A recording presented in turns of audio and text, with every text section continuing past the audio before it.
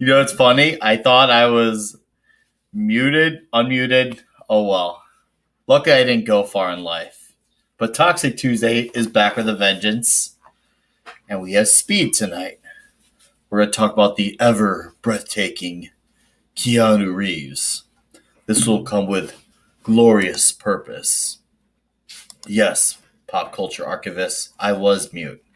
Luckily, I caught that within 30 seconds. And then I saw Mad laughing. I'm like, no, I'm going to still do it anyway. So I kept talking on purpose to spite him. Because I know he sees me backstage. He's like, also I did that for a reason. Yes, I did that for a reason. So I am glad we could be having this fine panel of human beings tonight. We're going to have a need for fastness, and we'll introduce the Brie Larson disappointment that is the Wake Down. How's it going tonight, everybody? Welcome. Or, well, I guess really just Nick in the chat. Yeah, just nobody backstage really exists. They're not real people. Who? What? What? How? Oh, hey, Coldera. Hail to you, Coldera. What's up, dude? Can't wait to do your new content. Is he doing a channel now? Yeah. Ooh, that's good news. Now we have a reason to be like, hey, saw this guy's channel, did this going, man. So what's new, Wake Down? Obviously you've been on the cocktail lounge, you've been cranking out some cool stuff. What's new in your world, man? What's good? Well, I'm actually about to put the channel on hiatus after these next couple of shows tonight and tomorrow night. And I've got to hammer out some life stuff. And then in a month or two, I'll be back. But so, yeah, definitely check out the channel. There's tons of cool stuff to find. And, yeah. I second that because of fine gentlemen like him, we get clips like... What? There's so many. I know. It's glorious. It's just glorious. Anyways, we got other fine human beings in here. We have the ever-loving Toady Toad, Jed. Yo, what's up? I had to change my icon too, so you know. Okay, Frog is cool. So how's it going? Oh, dude, yeah, it's going good. And we had a really cool stream over on Drew's stream today, and then we're here, and then we're probably me and Mark are probably gonna be streaming. If I'll be on probably Wake Downs later on, but then me and Mark are gonna be streaming on Fortnite tonight too. So busy night. Yeah. Rangers, assemble! Wake Down's killing me. Wake Down's absolutely killing me, and I love it. The world is all more better and then for Sunday we're gonna have a Star Trek episode. So glorious. Yeah. I like only real Star Trek, none of that fake Star Trek. So the only Star Trek. Yeah. Mm-hmm. So. Oh, pop quiz. The Islington go. Pop quiz. We need to have one in the stream. No bomb, though, please. Maybe pop we quiz, will. hot maybe shot. we will. I like the idea. But we got a few other guys backstage. One of them is coming back as a superb guest. Now he is on here again. I'm glad to have Mr. Mad Mardigan back from Barber Entertainment. Who the fuck is Mark?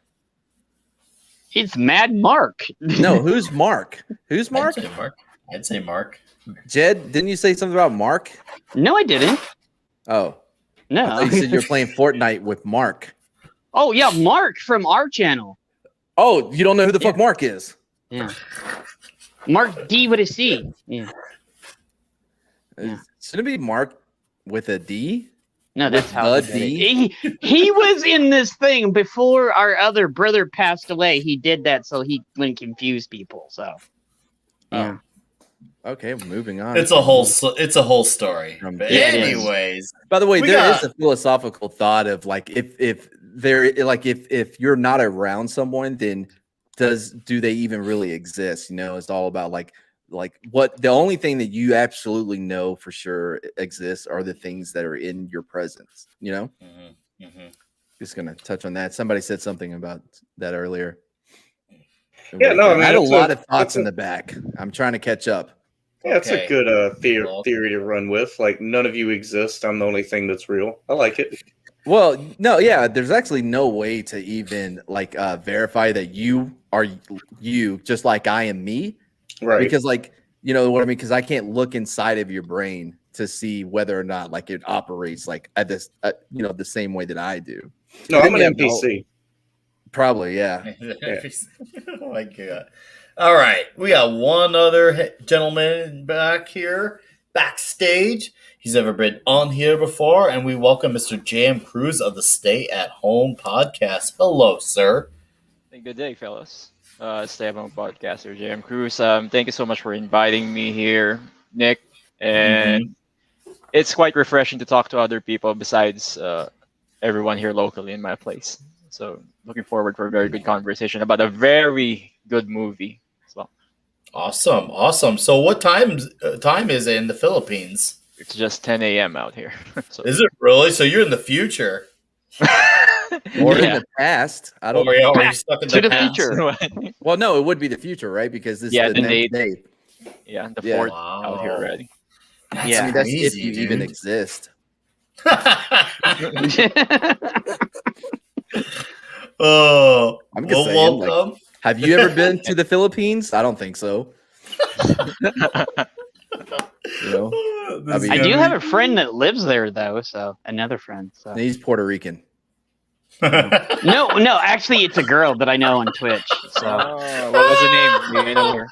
yeah. Oh, this is all right. We're not gonna go there. We're not going there. But anyways, we got this interesting comment here from one of our favorites in of all the chats, the Islington girl, saying, "I will also posit that this movie is not toxic. It's just Not good." at all. No. I mean, you could have less Not women, even but you know, close. nothing's perfect. I'm trying to think. I could kind of see where she's coming from, but man, did they give Keanu Reeves breathtaking before he said he was breathtaking? Or no, he called the audience breathtaking. Yeah. That was this. So man, no, it's Well- just one of those things. And the dude doesn't age at all. Like I don't think he knows how to. Yeah, it makes me suspicious about him. You know, when I'm like, is he into that, you know, Zemu shit like Tom Cruise? I want to say this movie is aged really well. It has. Mhm. Well, I mean, that's because of like the pedigree you have, like behind the camera. Like you have some legit people, you know. Mhm. Yeah. Like the director. I'm not going to try to pronounce his name. Is foreign. Like he's huge cinematographer. Like he did Die Hard. He actually directed Twister as well, which came out after this one. Like, and there, R.I.P. Bill Paxton. yep, Yeah, a lot of R.I.P. talent, All right. a lot of talent behind this movie. Yeah, and I could agree once again with the Islington girl. Sandra Bullock was great in this movie too. No, she it was funny because and if you really think about it, there wasn't that many cast members in this movie. We had obviously Keanu Reeves, we had Sandra Bullock, we had Dennis Hopper, who was a great villain, by the way, very effective. You had Jeff Daniels' character, and you have like the people on the bus. You know, you have like the quick scenes of the city and like the military, and then you had the LAPD, but it's just one of those things where you have these people and like there's going around a lot of streets, but there's really only like a few like actual set locations. You have the house, which we'll get to later. You have where the elevator was, police department, and then you have the airport. Yeah, And then the highway. Yeah, The highway, man. Dude, watching it earlier, like I'm trying to think, where do I start with this? Okay, you know what? Before I even start, Matt, you tell us about your first experience seeing Speed. I don't know. Well, now We you're do this going to every tell. time. This I'm movie's going from to. 1994. My God, I don't know, man. I don't know. Like, let's see. Man, I was like 10, right? Something like that. Okay. Like, so I saw it clearly. I don't know. Yeah, I don't know when I saw it. I know I've seen it a lot over the years, you know, because it's one of those that will pop up, like would pop up on TBS, TNT, and there's not a lot, you know, that really censor in the movie for the most part.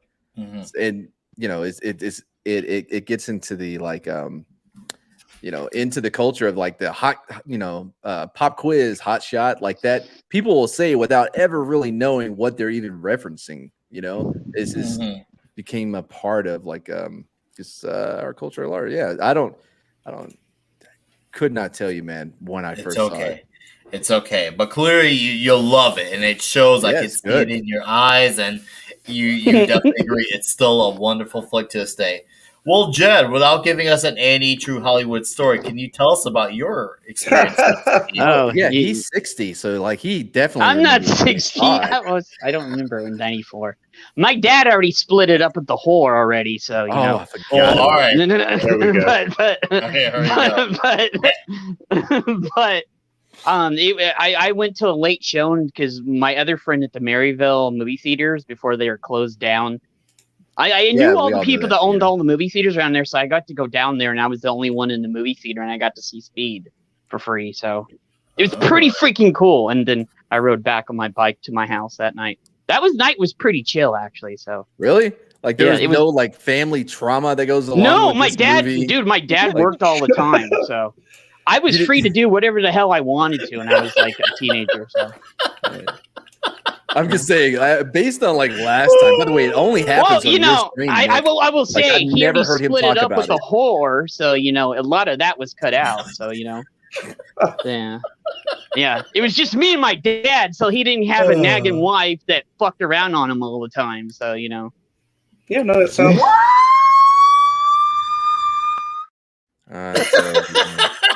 There it is. I've created a yeah, monster. I love Speed. Speed was awesome. All right. Just another red shirt has popped in. Hello, sir. Thank you for joining us.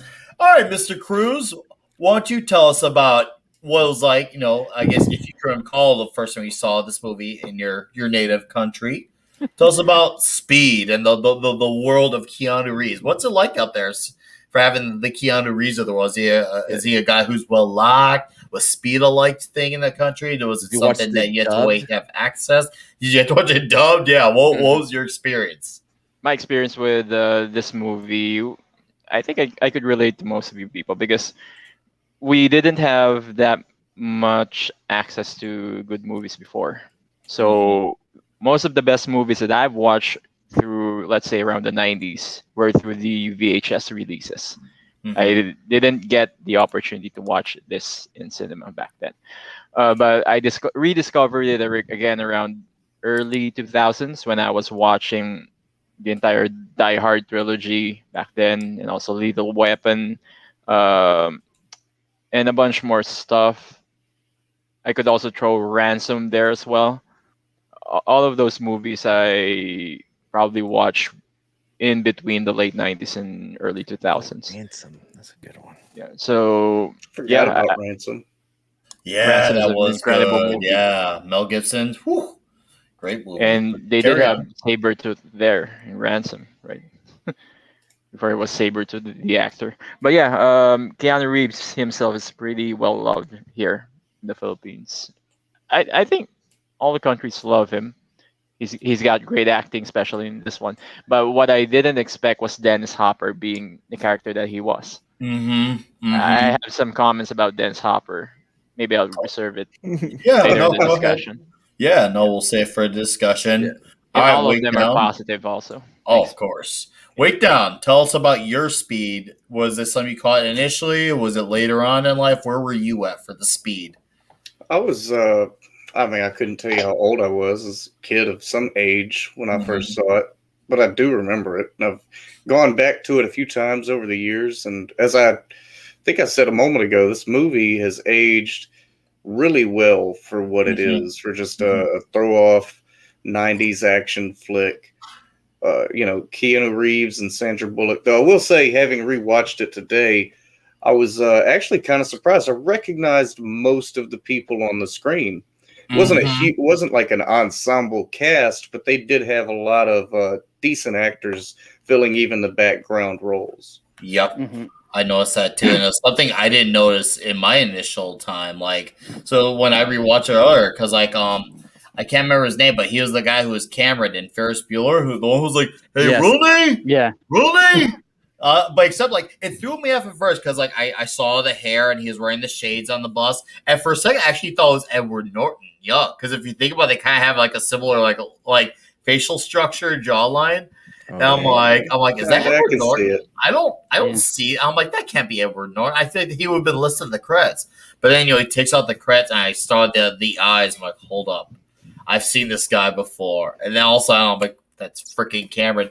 And you also had the one guy who was in Ace Ventura who had the bug put against his face by Ace.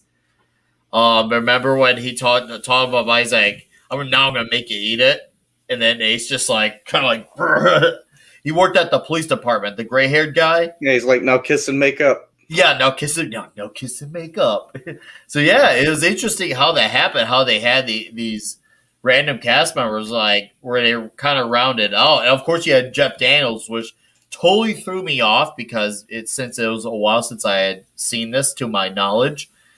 Me and my girlfriend were just watching Dumb and Dumber a few nights ago. So how Jeff Daniels sounds in that threw me off balance with what I heard in here. I'm like, Do you think this is a prequel? Because like his name is Harry in both of them. oh, Well, what if Harry It would got have his to be a head sequel. hit in it? Yeah, Because he it'd be a dies. sequel. Spoilers. Oh yeah. Because he got his head hit and he became smart and like a badass. So I mean, let's not just throw around badass. Like Jeff Daniels was good in the movie, but like, I mean, again, he died. yeah, they did some cool shit in the movie. Though. They All did right. do some cool stuff. We got some human beings up in the chat. David Serta, hello. Rugo Beta, hello. D Bud Martin and New Bomb Turk. Yes, welcome guys. Thank you for joining us. I want to talk about that opening scene at with the whole elevator thing. Yeah, dude, I forgot like the edge of suspense. You want to talk about a way to like set the tone for a movie to come? Like you want to get the ground running. Like all of a sudden you see Jack and Harry. They're trying to figure out what they're gonna do. There's the hostages on the elevator, and they're trying to get in. They're trying to like make sure that people don't freak out. They're trying to get in. They get the hook on, and then the drop starts to happen. Oh, dude.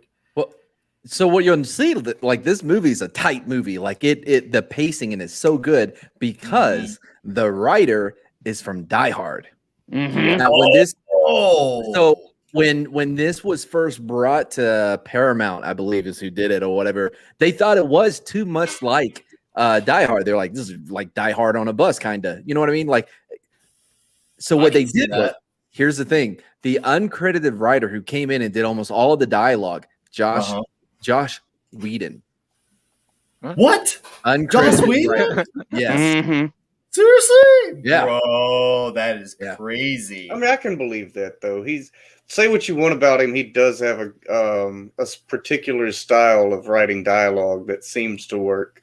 Oh, he for had sure. his moment in the sun. I mean, I did dig me some Buffy back in the day, and I have never apologized for the first two Avengers movies. There are things he did that I don't like, but those were not the ones that I didn't like. He obviously his style he became, especially with the quippiness of dialogue. That was a very Joss Whedon thing that writers in comic books or even for other movies they love to do that for their style of dialogue. It was all about the quips, and it became something that was like, duplicated 100,000 times over. Obviously, there's some that worked, and there's plenty of them that it didn't work so well for. I mean, they're doing it in Dune too. I don't know if you saw that last trailer, but they are quippy as shit. I did see that last trailer. I was kind of nervous to watch it.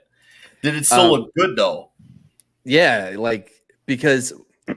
Not if you're a Dune fan, I don't think. This is just me. Like I'm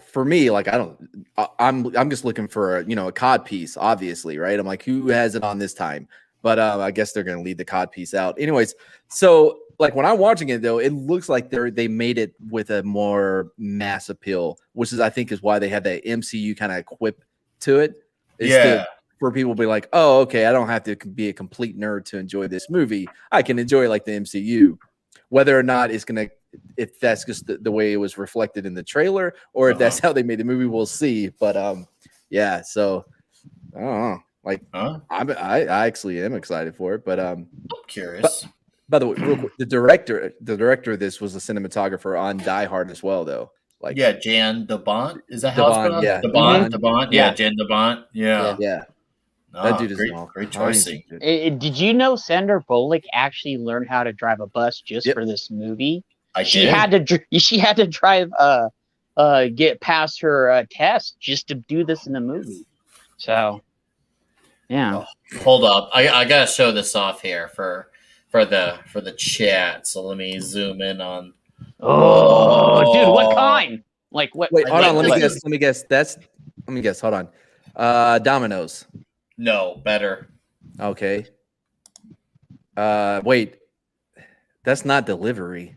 That's No, DiGiorno. Damn it. that's right. Yeah. That's what I said. I said it's not delivery. It's Yeah, DiGiorno. you're right. So Thomas Boltman here has a few interesting comments, and hail the chat dropping in for a few minutes before my evening walk with the wife. Nice, dude. Well, thanks for hanging out with us for a few minutes. And the real reason Speed is so great is that the writer actually knew how to write. He had a story and he told it. He kept his politics and agendas out of the story. And Islington Girl says pacing is intense in this movie. I second the hell out of that. What's up, Courtney? Fellowship of the Oddballs and the Islington Girl. Send me up with some sweet cash. I'll have to check that out. Thank you. Go ahead, Mad. Oh, I was just gonna say it's easy to keep politics in that when like you're not in writing the dialogue. Like you know what I mean? Like it was Right. like you're just going from one set piece to another. But I think it worked out well bringing in Joss Whedon for sure. But as far as the busing, like the stunt driver or whatever, he was on the roof sometimes and like 3 seats back. Like they had 2 different steering wheel things set up. And Keanu Reeves, 90% of the stunts he did himself. Which always makes a big difference in movies when they're able to. They don't have to cut away, and you can see like their hair. You know what I mean? Like I love John Woo, but I will never forget in Face Off when that boat flips into the air and you see who was supposed to be John Travolta and Nicolas Cage flying through the air. I don't know who those 2 guys were, but they certainly were not Nicolas Cage. No, they weren't. Did not even give a fuck. Didn't even try to cover up their faces. But All right. it makes a big difference when you can have them do their own stunts. Sorry, guys. The Islington Girl for 281 says, "You're breathtaking." Well, thank you, Islington Girl. Thank you. All right. So, yeah, we got to definitely address it. Like, seeing that scene and with how the elevator is coming down and just like the suspensiveness, like especially when they're at that part where when they could get the bodies out of people who are alive, I was ready for a body to split. I'm like, oh no, well, these people are going to get out and the elevators are going to come split them in half. And obviously that didn't play out that way. But I was like kind of ready for that because, man, it felt like that. It had genuine stakes in this movie. And I felt the rush in this movie because as I was watching it, once again, by the time I was watching, it was 5 p.m. and I had been up since 4:30 a.m. this morning. So to be up for already half a day and to now be hitting an adrenaline rush from a movie after being up for half a day, I was feeling it with this one. I'm like, holy crap, this is insane. I forgot how insane this was. And yeah, it really set the tone for what the rest of the movie would follow.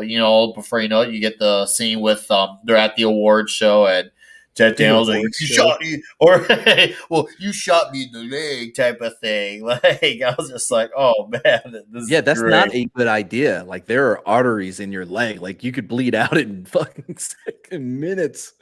Like, but hey, man, it worked out. Yeah, I mean, once again, things that can only be done in the movies. It couldn't have been that bad of a wound because like he already had the cane gone and the limp gone by the time it made it to the house. Yes. Wait down. Any initial thoughts on this opening scene that really, set the tone for it? Not particularly, aside from the fact that it's a real, like, how fast is Dennis Hopper? He walks out that door and then there's an explosion large enough to shred the nearby concrete wall that throws Keanu back 10 feet within like 2 seconds of him leaving the door. What did he do? Teleport? That's He's speed walking guy. He does it on the weekends at the mall. Like he has a whole little group of old ladies that he goes and speed walks. Come on, that's a lot of headcanon. Oh man, I forgot that he had what's it called, survived, because like I'm watching it and I'm like, oh man. So he's just like I forgot. I was like, oh, Dennis Hopper is just the opening villain, opening scene villain. Little did I realize he threw me off balance, survived, and then what followed shortly after the whole like when they're eating or drinking at the bar, and then all of a sudden one of the guys goes to the bus, and then the explosion happens. I actually saw none of that coming. I was very impressed with all that because you eventually learn the guy survived. What's his name? Howard survived because you don't find his name till later in the movie. You find Howard survived. Howard Payne, what? yeah. Howard Payne. What a name, Howard Payne. I love that name. It's so good. Oh, Martin, actually, you may not know this, but he's actually a cousin of Major Payne. Major Payne. They served together. Yeah, they were cousins. Yeah, no, I believe that. No, of course not. What is wrong with y'all? Have y'all seen Major Payne? Yes. I was like, did they really just? I was about to say they served together in Kuwait. Yeah. By the way, Major Payne is one of my favorite movies. Oh, It's a great movie. So good. Yeah, right. No, does he Major do, does he Tell do the Mom go get nose? my field now. Does he do the nose thing to Jeff Daniels at this part, right? Where like he picks him up by his fucking nose? That was, I think that Or was is that later later on. on? That was later on. That was That yeah. was That's later when on. he jumps into the elevator and they both jump in there and he pulls him up by his nose with two fingers. Yeah, so that's at the beginning. Yeah, you're right. That's at the beginning. Yeah. That's at the beginning. That was his idea. What? Yeah, that wasn't part of this. Yeah. The director Debon or whatever was against it until he found out that no, that hurts. Like because he thought it would look silly. It's like no, that shit hurts. That looked like that hurt. Like as I'm watching, I'm like, he looks like he's kind of like legitimately doing that to him. That shit looks like it sucks. Your nose is one of your most vulnerable spots. Oh, I believe it. I wouldn't know because I don't know anything about like getting hurt like that. But just seeing that happen in real time, I'm like, bro, that shit looks like that sucks. But for real, so we get the explosion. We're like, okay, so this guy's totally dead, and then you find out, oh wait, nope, there's more. Kind of like Billy Mays, but wait, there's more. And then the explosion happens with the bus. Like that threw me off balance. I'm like, whoa, holy crap. This guy's out for business, and clearly then you'll eventually learn why he's doing what he's doing. He wanted his money. Nick, was this the first time you've seen this movie? In a long time. Oh, okay. Like, it just feels like you went in like with fresh eyes, like you've never seen it. I know. Like, or a movie. Like, oh my God, they killed Dennis Hopper in the first 5 minutes. Like, no, I'm pretty sure he's gonna come back. Like, oh yeah. He's like a number. He's a 2 or a 3 on the call sheet. Like they're not killing him. They didn't kill him in the first. He's gonna come back. Yeah. Well, when I last saw it, when I was like in middle school, I didn't know those things back then. When the names are listed under the credits under the order of appearance. Obviously, now I know stuff like that, but way back when, dude, I couldn't tell you. I was just enjoying the movie for what it was. It's awesome. I wish I could. Like my girlfriend has a horrible memory when it comes to movies, so I get to watch movies like again, and she like has no clue she's seen it before. I wish that was me, so I could enjoy movies again. You know what I mean? Oh man, that kind of is awesome. Right? It is really difficult to enjoy something after 2015. I do have some movies where I haven't seen in a long time. It does feel like I'm watching it for the first time again. There has been some movies like that. Like I watched for the first time in a long time Last Action Hero, and I forgot some of the ridiculous quotes in that movie, like Otto Braunschweiger. I'm like, oh my God, I forgot these quotes were in the movie. Like, so that felt like the first time again watching that. Now it was the first time watching in like 15 years. So there's been movies like that. And this one had, at first I was totally unfamiliar, but as time was going on watching it, it was starting to become a lot more familiar. Oh, okay. I remember now where it says, "Oh, this part is awesome," and then you see, like, this still looks great," and that's the beauty when you can still watch that. And like, wow, once again, like this shows you don't have to do all these things that are done in blockbusters nowadays, where they CGI the hell out of everything. I'm not one of those guys who thinks like CGI is awful, awful, awful. We gotta get rid of it and eradicate Yeah. completely. Like it has its place in the world. Like I can understand like we got CGI things for like Mjolnir. Okay, fine, whatever. But a lot of the Wait. stuff in this movie, You can make a hammer. Like, what do you mean? Oh, like, do the CGI like do for the stuff, hammer? do the stuff in Well, the no. air, move around, stuff like that. Oh, you can say, I'm like, talking about all the stuff it does when Yeah. like he tosses it and does all the speed. I agree.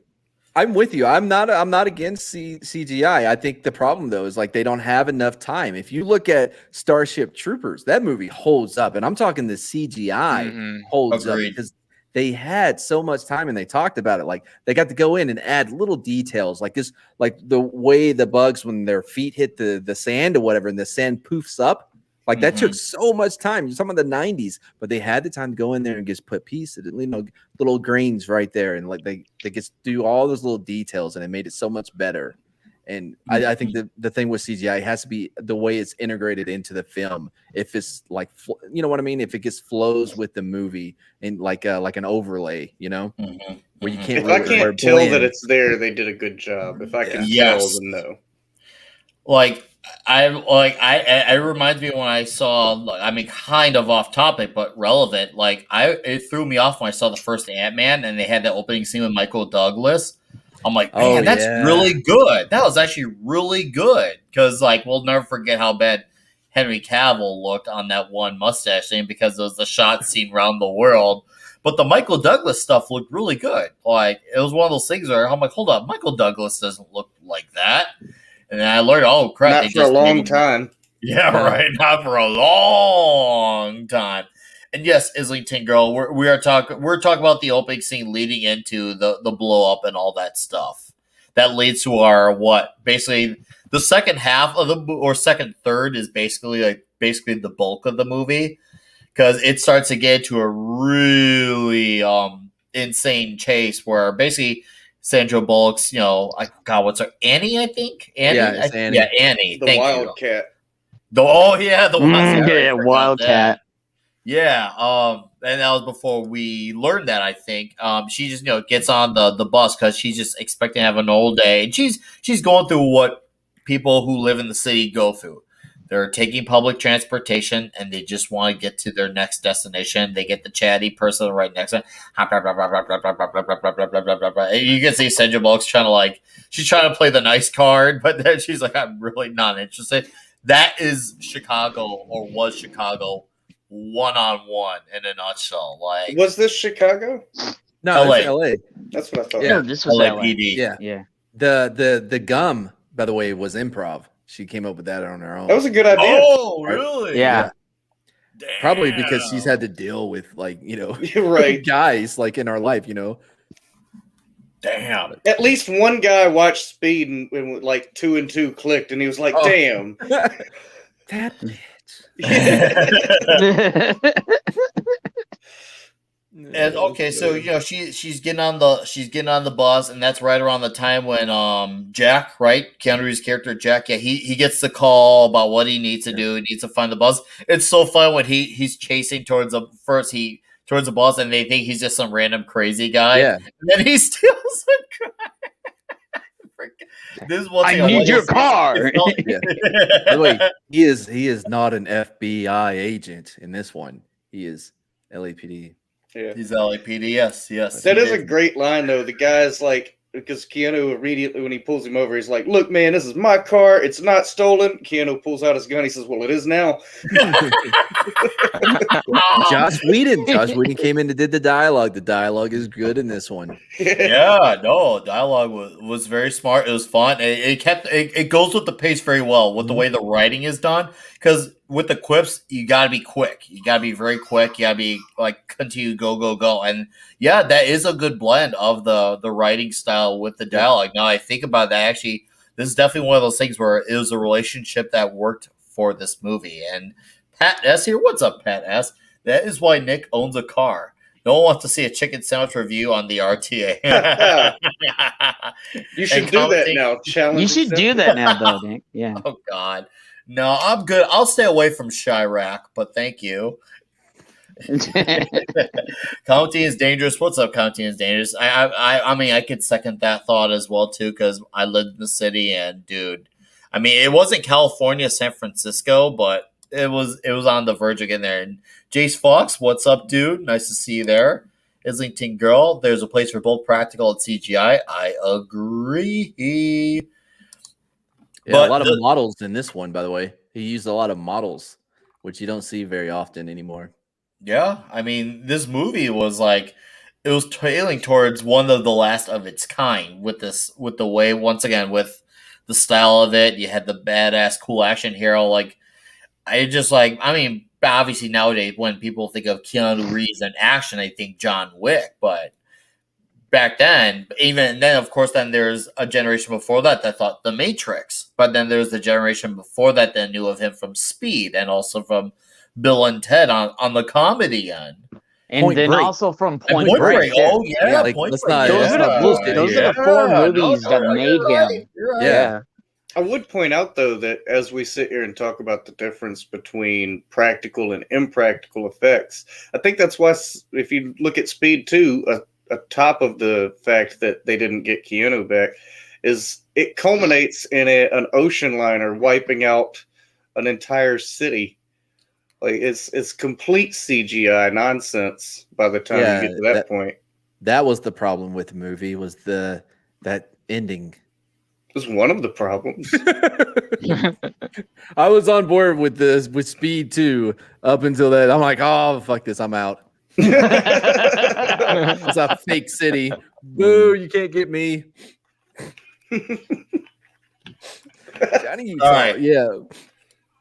Just sorry, let's finish up pizza. But By the way, Islington Girl, when I'm in Vegas, my goal is every day I will have a food video with a different YouTuber. So it will happen in different locations per that's cool. video. It's gonna be great. It's gonna be excellent. I'm hoping to do a beer review with Matt. So that's the goal.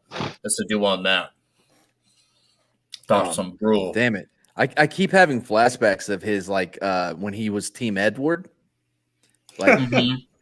I've walked around and every once in a while I'll just look around and I think I see him all emoed out and shit behind me. That thing haunts me. I bet it does. So, once after Jack, he steals the car. I love how he just beat the hell out of that car, like as we expected, of course. And that's when some of the stuff is starting to get familiar. I'm like, oh, here goes the crap of the car. The guy's just going along with it. Did he go so like, can I take your phone? The guy's just like, yeah, whatever. Yeah, take the phone. Just take the phone. I'm already screwed. You took my car. You took my phone. That scene would not happen today for obvious reasons. Why? Keanu Reeves say it to a black man, like, what? You can't do that. Keanu Reeves gonna write them.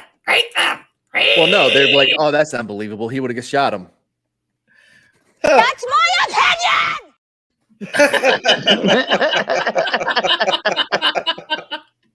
I had to. You walked into that one.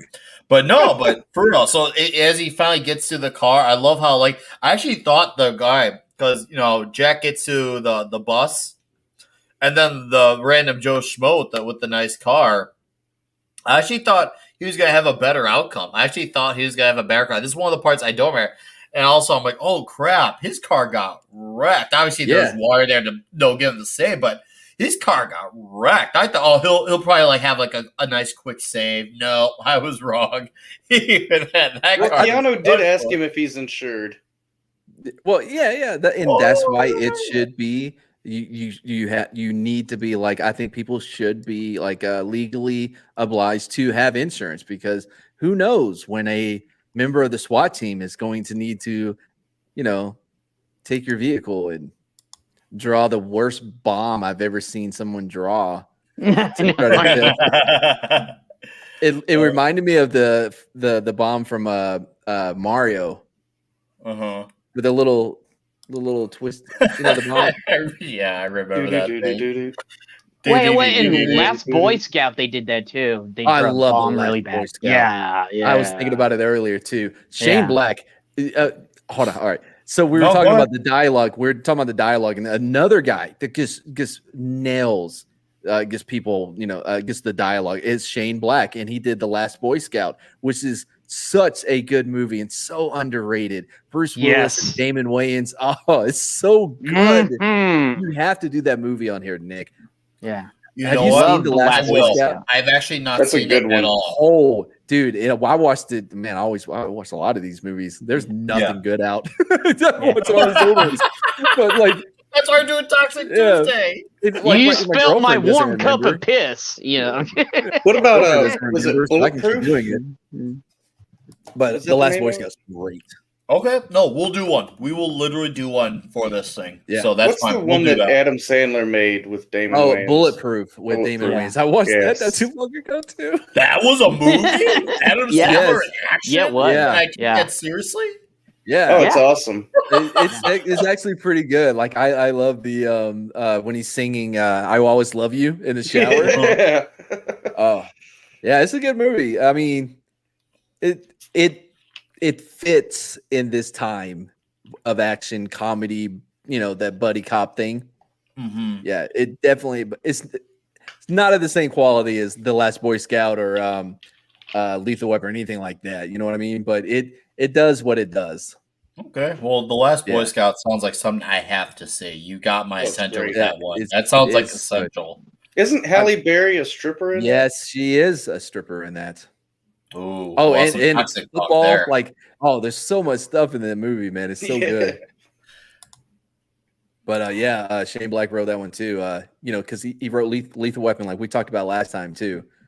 And yeah, dude, I'm a big fan of Shane Black. Yeah. Well, now we have to. Pat S over here I'll do an hour. Yeah, right. Okay, Pat S. You wanted it, you got it. It's gonna be a thing. Well, I don't know when, but we'll figure out within the next month for sure for a Toxic Tuesday, because I have next Tuesday's panel set, which I'll announce at the end of this one. It's gonna be a good one too. At least I think it's a good one. But okay, so we got Jack finally making it to the bus. I was gonna say vehicle. He makes it into the bus. Yep. And he's trying to. God, what was the first thing he was trying to do? Because he was trying to inspect the bus. He was inspecting the bus, and people are like, "Who are you? You're the crazy man," type of thing. And then you had the long-haired guy riding the bus. You had the long-haired dude riding the bus. You had the guy who was Cameron, a.k.a. Edward Norton lookalike. You had the Ortiz guy. You had the old couple. You had the super paranoid lady. You had you checked off Asian woman with not a single word of dialogue. Oh yeah, you're right. He did have a single word. The dude that plays the bus driver, that's not the same guy from Daylight with Sylvester Stallone, is it? Maybe. If I remember right, yeah, he was in like a Stallone or Schwarzenegger movie. Yeah, he pops up like pretty often, actually. Yeah. I felt like I had seen him somewhere, but I wasn't like 810% sure. So I'm like, I feel like I've seen you somewhere, but I do not know where. Sam was his name in the movie. Sam was his name, and he literally took a hit for the team. He literally took a hit for the team because you had the crazy Espanol guy was like, "I'm gonna shoot," and then Kim's like, "Hey man, I'm your friend. I'm your friend. Not you. I don't care what you did. Okay." There's a bomb on the bus. Oh yeah, because they're trying to send the note with the note flew on the window bomb on the bus. Oh my god! Oh no, I'm mixing him up. I'm mixing him up with somebody else. He was okay. Oh my god, so good. Yeah, and that movie, like to write a script like the way they did with the way the bomb was strategized with like the watch. Like all that stuff, like of course with the decoy too, like because he digs under, he sees one, like oh no, that's a decoy, because he's trying to talk to Jeff Daniels' character Harry, and they're trying to figure out what they got to do, but they also got to keep passengers on, minus the original driver who got shot. And I remember the one lady. She she took the fall because after that was the hugest. She bit gravel, like not gravel, but pavement. Yeah, she did. She did. Oh no, she ate shit and she endangered everybody on that bus to do it. And he's like, I told you, Jack, nobody gets off. Like, so. By the way, like there's little things too, like when he goes, "Oh, I figured it was you that got on the bus." You know what I mean? Like not to try to let Jack know that he has a camera. He like right. So even like the way he was interacting with Jack, he was like, "Oh, I'm surprised it's you," or whatever, you know.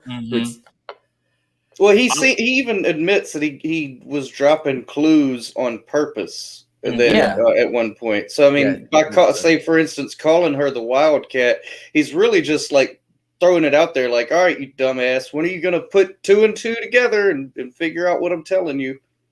And Mr. Sam Jesser, hello Sam, how are you? He says he was in 7. All right, Sam, the bus driver, he was in 7. I don't remember who he was in 7. Oh God, I haven't. And that's once again, that's an old one I haven't seen in like that's a good one. What 17, 18 years, maybe longer. By the way, there's a theory that it's actually it takes place in Gotham. What? Before Batman? Yeah, I've heard that theory. Go back and watch it. It never tells you what city they're in at all. Like there's nothing on like they never show license plates, the police. You never get any idea what they're called. And yeah, there's a lot like because you know how bad the city was before Bruce's dad or whatever and all that. Yeah, like it all leads up to that. What? Yeah, it's just Batman. It's Batman. It's Batman. What's in the box? What's in the box? Tell me what's in the box. I love once again with action stars, the creative things that they did to get a job done to actually be the hero. Because you know when Jack got out of the bus and then made his way to go back into the bus, he goes under. Dude, that scene. Whoa, that I felt like the heavy breathing, like when you like douse on like a whole entire pizza, you have like the heavy breathing. Going, yeah. But except that was me like. Keanu, don't do this. So the Bond himself didn't do the cinematography, you know, because he was directing it, but it was like one of his proteges or whatever, like one of his boys from like one of the foreign guys or whatever. I don't know what country they're from, doesn't matter. Yeah. But like so what he does a lot of times, like he's very like he has a lot of handhelds, a lot of handheld cameras and shaky, but not to the level of like Snodgrass or whatever that from Jason Bourne movies. Yeah. Shaky cam, yeah. I hate that dude for that very reason. I mean, he brought in the shaky cam and good Lord. But like but the way he films it or whatever, like you're so close to what's happening. You know, it really gives you that feel. And with Johnny Utah, I don't know, I can't remember. Keanu. Yeah, Johnny Utah. Yeah, with him doing all of his own, like doing 90% of his own stunts, it allows you to film it just like it, you know what I mean? Like, and they fucked up some shit too. Like with the bus jump, they broke so many cameras. I'm sure they did. Oh, I'm sure they didn't did. think they kind of misjudged it, so he had to call him up and like, yeah, we're gonna need every camera you have. I swear we're gonna put it back further this time. We won't break them. And they had to like fix it at one point in the movie theater, and they fixed it, and it was just a whole huge mess. I must say, I forgot that the CG at the bridge part was CG. Yeah, it was. Once again, you didn't know because it looks so well. The birds. I thought that was like maybe some stage prop, and they just kind of like did quick like edit cuts just to make it look good. But no, that bridge scene where he goes for the jump, I remember like that was one of the scenes that I forgot about. Remember because there's the hole in the bridge. It's like it's at least 50 feet. Yeah. It's at least 50 feet, guys. Everyone, there is a gap. It's at least 50 feet. Everyone's freaking like, put your heads down. Yeah, well, they were doing construction on that road or whatever, so they were able, like, that's why they were able to do a lot of this. But there was a lot of continuity problems because they kept building stuff, and so every time they would go back, something would be different when they're trying to shoot the scene again, and they're having to put up signs and. He said, like, the logistical nightmare that if you do a bad take, because you have to set up all those cars back at a certain point again. Yeah. He's like, oh, He goes, "I'm never doing bus again." Like I don't know what he said. It doesn't matter. I don't even know where he's from, but it's Moose foreign. and squirrel. Yeah. Oh, By the I way, could see real quick, Seven was not filmed in L.A. Like I don't know if you've ever been to L.A., but it has not I've rained not. for 7 months in L.A. Like it rained so much in that movie. Evening, Jimmy. Noise complaint? Oh, yeah, I forget. What's up, Zax? What happened? Yeah. Noise complaint? Oh, I think that was from the earlier on in the movie. Okay, we'll look up Keanu quotes from the Speed. That's from John Wick. I think that was from John Wick. Oh, the John Noise Wick. Hey, complaint. Yeah. JM. So You missed so much. nah, Yeah, I know sorry. he had a call. He had a call to take care of. So a lot of we're talking about like the bridge scene and the elevator, like the actual breathtaking scenes. What why don't you share us your thoughts on like on these breathtaking, wild scenes where they do all these crazy things, or when Jack gets under the bus to try to mess around with the bomb. What are your thoughts on these breathtaking scenes? I think most of the scenes here generally were really well put together and also written. And I was surprised when Matt said that it was written by Josh Whedon. Am I right? Yeah, he came Yeah. in and did a lot of rewriting with especially with the dialogue.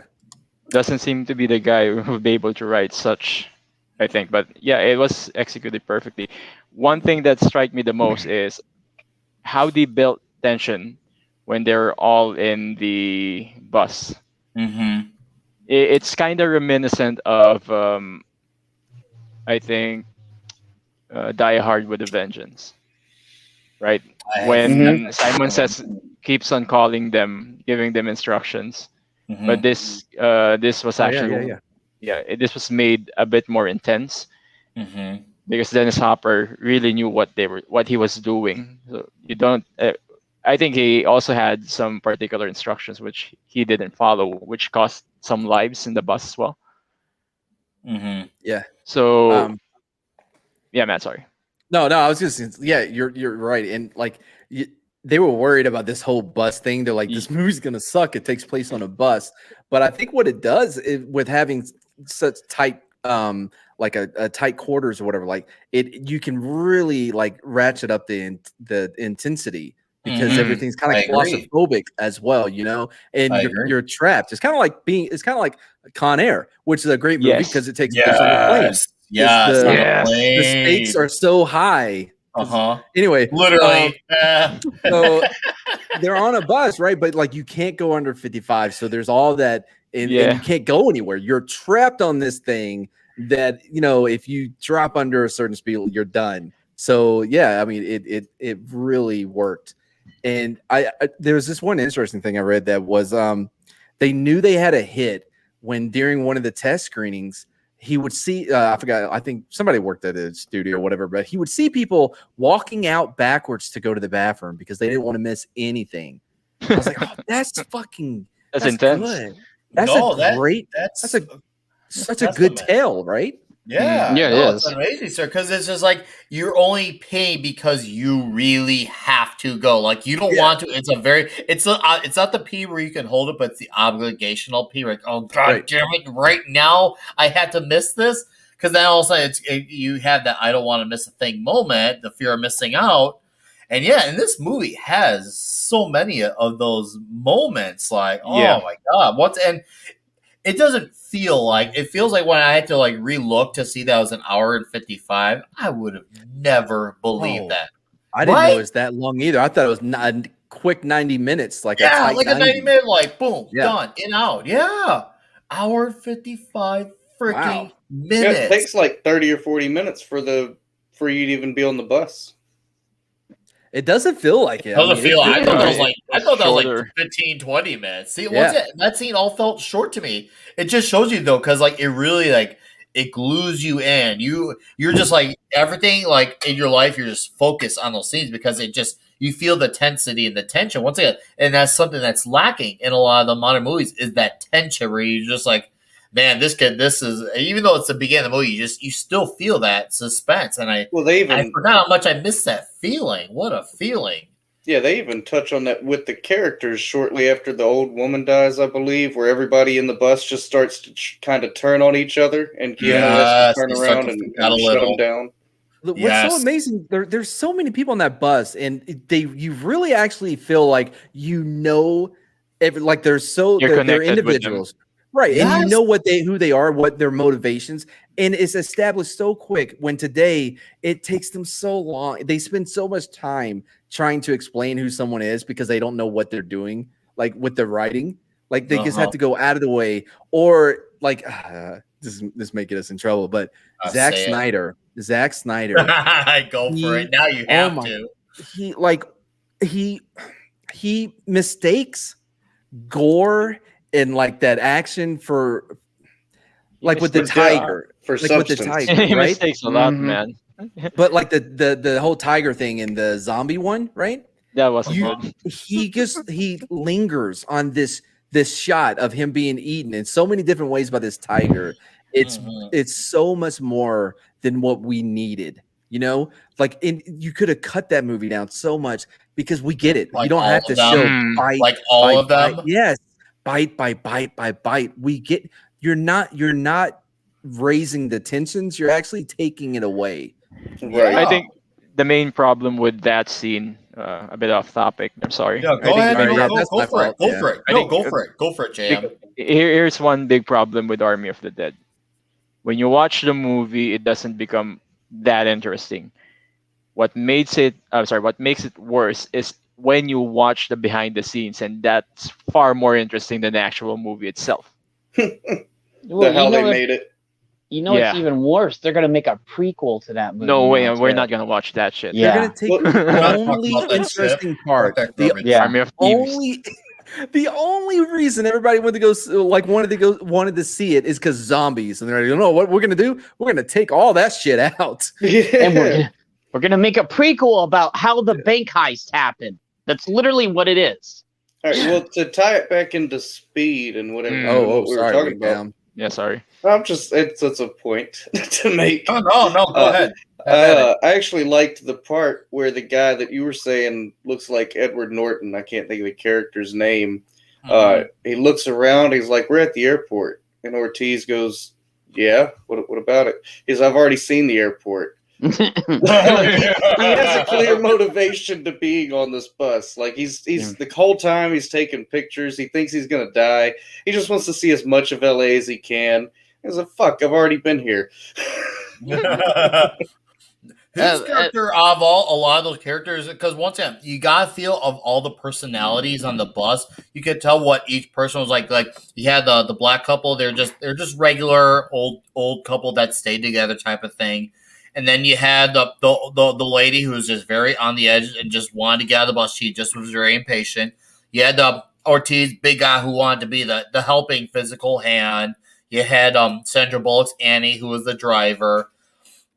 And you had this. Oh, we're just gonna call him Cameron guy for conversation's sake.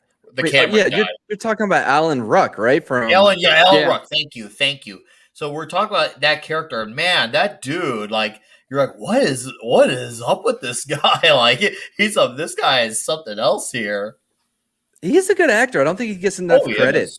Like, and he can Mhm. go so like in that depressed, like you know what I mean, just like miserable 40 something, just so quick. Even in Ferris Bueller's Day Off, he's supposed to be like 18, but my God, he mopes around like he's 52 and on his third wife, and it's so good.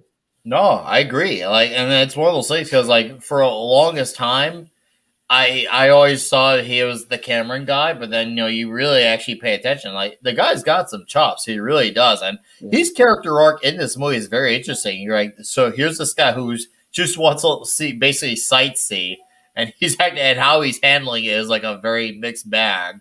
He's not exactly trying to.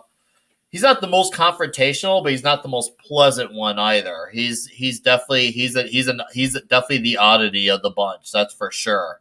Once again with these characters, and of course you had the guy who thought that Jack was after him, the Hispanic guy.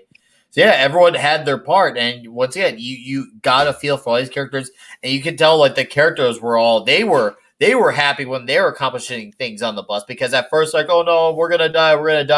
But as soon as like Jack started making moves and getting the things done and looking all badass, it's just like, yeah, fight the power type of moments. It was great. Oh my god, Hey, so Nick, good. Did What's you up? did you know about the watch he had in the movie? Oh, That Howard's I watch. have a yeah, I have a okay, yeah. The watch he wears is a Casio G-Shock DW56. Those were discontinued when the movie came out. When he showed in the show in the movie, people wanted that watch, so Casio had to start making the watches again because everybody wanted his watch. This movie was hella fucking big, like $30 million budget, and it killed. It did. It wasn't supposed to come out until August. Mm-hmm. They didn't want it to mess around because they had True Lies, which is another great movie. Oh yeah, I love I True think Lies. it's one of Arnold's. Oh, love True Lies. Really It is. It's one of the best Arnold, bar none. I agree. And one of Jamie Lee's best movies too. So the only one where she's ever been attractive. Yeah.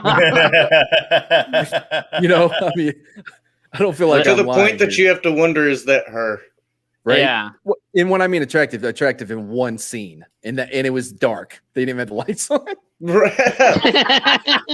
And it would work better without the weird dialogue coming from Arnold's tape recorder. Yeah. No, I think it made it sexier. What are you talking about? That accent. Turn slowly. And he's like drops the recorder. He's like, oh no, like How would you like that to be your job? The guy that was in that audio booth. No. But yeah, no, so it was supposed to come out in August. And then they switched it to June. And the Flintstones, by the way, was coming out around this time too. Yeah, John Goodman, Flintstones. Yeah, and Halle Berry. I don't know why you went with John Goodman. Halle Berry was in it. Well, it came on June 94. Who were the other two? Yeah, summer blockbuster. This is a summer blockbuster. The first, it was their first for that summer. And by the way, Halle Berry, she says, yeah. So she says that she was offered the part of Anna or whatever, or Wildcat, whatever her name is. Annie. Annie. Yeah. And she said that she doesn't regret not taking it because it wouldn't have done for her what it did for Sandra Bullock because she's black. Oh, for fuck's sake. Again with that. Because this was really big for Sandra Bullock too, by the way. Yeah. Oh yeah. Yeah, it put her in the public eye big time. Her and Keanu totally were fascinated with each other in real life. Like after this movie came out, they both confessed at different points in their lives that they like are totally like having feelings for the other person. Like, like I was just like, huh. And it was really odd that they both confessed about at different points in their time because obviously Keanu is a guy who's always been a lot more closed off. So for him to say that, that's like it's an anomaly. Yeah, you can also see the chemistry between both of them in the movie. They had, they also made sure that there wouldn't be any sexual tension on them because there was a line somewhere in the movie when Sandra Bullock's character said that if a relationship comes through intense, it won't be developing or some sort like that. I forgot the They doesn't work made out. sure there's no love interest in that one. Wait, what were they all in? Like the Lake House. Ugh. Was that the only two that they've done together? Yeah, I think I so. never saw Yeah, the Lake House was really bad, dude. Like, is that the time travel bullshit one? Yeah, it With was the mailbox. Yeah, the mailbox. No. I think that was. I think it was because he would wait for her and then she would send things back and forth. Yeah, I remember watching that. And I was just called like, the Lake House. Was it? Yeah, I'm looking at it. Yeah, the Lake House. Oh. Yeah, they exchanged love letters through a mailbox that that is a portal. Like again, but the time travel made more sense than Loki, hands down. yeah, it did. You know, It only they worked used a one way. fucking mailbox. Right? No, they could exchange letters. I mean, I don't know. I haven't seen. So it was more like a wormhole. Oh my god, I don't know. It was. It's been so long since I've seen that, but I was with an ex-girlfriend at the time. She made me watch it, and I fell asleep during the movie. Like I was just like. But to tie back into a previous point, Halle Yeah. Berry's only famous for 2 reasons, and they're both in Swordfish. Wow, that's the one you go. Not Monsters Ball. Monsters Ball was Not No. Catwoman. Catwoman. What? Oh God, Isn't that Billy Bob Thornton? even she's awful as Heath Storm. Ledger. Yeah. Heath Ledger was in I'm it too. just Yeah. saying, awful as Storm. Especially What? that What? line she said. You heard me. She's awful as Storm. That line she says at Toad, but Yeah. right before she goes for the kill. I can't remember what that line was, but it was like You know the what craziest happens line to ever. a toad when lightning hits it? The same thing that happens to everything else. So That's like, not true. If it hits rubber, like that's not Yeah. true, Storm. then But- I was just like, See, there you go. You just validated my point. It's But- a terrible but- line. In her defense, she was educated in Africa. Oh my God. It's like they wanted up by to the create a patriarchy. bad. Yeah, it's like Alright. they wanted to create a badass dialogue there, but it failed. More than you realize. They're trying to be Well- smart and badass with it. They're they're trying to Whedonize the moment. the And it first did time I not did stick the see it, I landing was at like, all. oh, that's kind of cool. But then I was like, wait a Oh, minute, no. that doesn't make sense. Doesn't I was sense. like, what the fuck? Immediately, I picked up on it. It's kind of like Arnold with the "Hey Killian, here's Sub Zero, now Plane Zero." Well, you're like, well, Arnold, technically that's an upgrade, but okay, we'll Yeah. go with it for dialogue's sake. But that's the Whoa. scenario. What do you do See? when you are those flavors? Well, I refill and get new Yeah. ones to answer your question. And another comment here, commenting is, "Hey, I never seen Halle Berry really good at." I agree. I don't see it. I see it. I'm just like, bro. But anyways, June 1994, and you know it's funny. This movie, besides the language, I'm surprised it had an R. I mean, obviously Keanu Reeves said "fuck" a few times, but Did it? Yeah. I think it was just Yeah, like it a did. Well, I few think it was that times, one like part not even where a he handful. wigged out, where he really did wig out after Harry died, and he just went ballistic, and he's like, "Fuck, fuck, fuck," and she's like, "Keep it together, we need you." Like, Well, as we all learned in the movie to Be Cool, with a PG-13 movie, you can only drop the F-bomb once. You know what I say to that? Fuck that. Nobody. That's where I learned the rule, was in Be Cool with John Travolta and his fucking little monologue he had about it. Yeah, I've heard that was the Isn't one that a thing that sequel? kind of divided. Oh yeah, get smart and be cool. Yes, it is. Yeah, to Get Shorty. Yeah, Get get Shorty, shorty. yeah. Sorry, not get smart. Get shorty. So Very different movies. yes, sorry. Yeah. So June 94, budget 30 million, opens to 14 million. First weekend, second weekend, it only dropped 10%. Jeez, that's word of mouth. That is strong word of mouth. The people love it. And its third weekend, 4%. So 14, 12.9, 12.4. And then it had that awesome 4th of July weekend to piggyback off of. Good timing. yeah, Get that 11 million. So you basically don't lose anything. Yeah, this movie I went during the success. 4th of July weekend. That's when I Okay. went to go see it. So. No, like you didn't, like the house didn't burn down. You didn't. Oh no, There's no it injuries. was actually a normal, and I was like, okay, this is weird. Everything's normal. What Nothing the fuck is happened going with on? your dad. I was just Right, like, that's what why I'm is saying, like- today been so normal? So real quick, like again, one of the reasons why they moved it to June was the people backing out to go pee that didn't want to stop watching the movie. That really made a big impact on when they decided to release it, and because the whole the subway thing, right? That whole sequence, they didn't film it. They ran out of money. Legit, just ran out of money. Mm-hmm. And they had storyboards while during the test screening that they were showing, and people were still into it based on storyboards. And they're like, okay, yeah, we'll give them some more money to Off finish this out. storyboard. See that's insane. Right? Wow. For just especially for a movie where it's not like artsy. It's somebody. It's just because this movie's not supposed to be like a beautifully cinematographic movie. It's just a straight badass action movie that's over the top shamelessly. And the fact that it does that, people were so into it that they wanted the storyboards. That is, once again, and it's from a brand new franchise. Go ahead, Matt. I had to air that out. Rotten Tomatoes. This was like back when like well, it wasn't around then, but like it got the rating before, you can't trust them, right? I think it has like a 90 something %. Mm-hmm. And it was not based on it being, like some art house film. You know what I mean? Mm-hmm. Mm-hmm. Because now, like, if I see 94, I'm like, oh, I'm not even going to bother. Right? But if I see like a 25%, I'm like, I'm okay. Let's check this out then. Right? No, Yeah. isn't it funny how that happens? Right? Like Rotten Tomatoes used to have a valuable score, and there's like, okay, look at the audience score, see where it's at.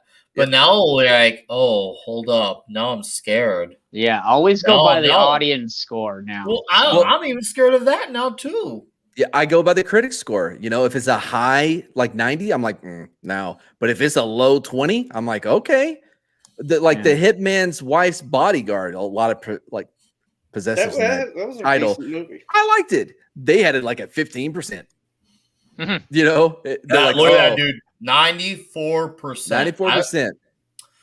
I'm going to say I agree with that score, maybe even slightly higher. And maybe I'm just overpraising it, but I truly feel like, just like, once again, the dialogue, the action, the casting, the pacing, the fact that the movie never let up, and the fact that it's almost 2 hours long and doesn't feel anywhere close to that, and the age has done it well, because the ultimate deciding factor of a good movie is time. And time has not hurt this movie in any way, shape, or form. And if any of you guys disagree, I mean, hey, tell me what you think. I'm gonna go with 97, maybe 97.5. And we got Sam here with 95 at least. There you go, Sam. Yeah, right at the least. I mean, where are you guys at the score for this one? Nick, before we go to the score, I sent something over the private chat because if there's something a bit more reputable than Rotten Tomatoes, it would be Roger Ebert. So look at that.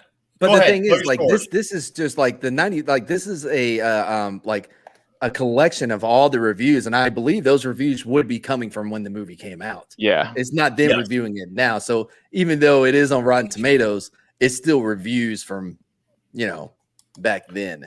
His review is probably on that site. Yeah. Roger Ebert. Roger Ebert giving it a high 4 right here. Before he passed. Before he passed away. Yeah.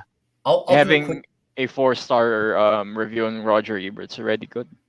Yeah, wow. He always had a high because back then it was Siskel and Ebert, and then Siskel passed on and it became Ebert and Roper. But when this was when it was still Siskel and Ebert, and it was a big deal to have two thumbs up because they were not afraid to disagree with each other. But when they agreed on something, they really agreed on something. So they did. Yeah, it was funny, and I love seeing those two clash. It was always I love watching their fights on movies all the time. It was awesome. Yeah, the best clash. Yeah, this is when the movies were still like $3 to $4 to see it.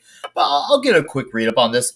Speed is like an ingenious wind-up machine. It's a smart, inventive thrill that starts with hostages trapped on an elevator and continues with two chases, one on a bus, one on a subway. So it's wall to wall with action, stunts, special effects, and excitement. We've seen this done before, but seldom so well or at such a high pitch of energy. That's what I mean. That adrenaline, it captures that adrenaline, that, I know I'm going to get punny here, that need for speed moment. We're just like, the title really is fake for this movie. They really set the landing with the title. Nick, you go from an elevator to a bus to a train at the end of the movie. So it is basically a subway. Yeah, it's subway train, but it basically is speed throughout the whole movie.